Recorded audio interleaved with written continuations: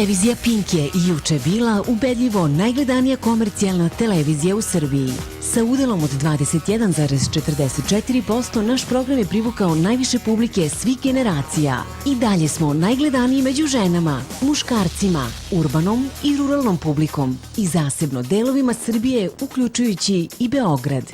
Naše najgledanije emisije ovog četvrtka su Nasleđe jedne dame, 1.346.000 gledalaca, Mala nevesta, 1.193.000 gledalaca, Sve za ljubav, 1.770.000 gledalaca, City je juče pratilo 1.005.000 gledalaca, a 48 sati svadba, 1.339.000 gledalaca. U top 20 plasirali su se i popodnevni i nacionalni dnevnik, kao i Put oko sveta by Dule i Radojka. Televizija Pink. Izbor gledalaca Srbije. Hvala na poverenju.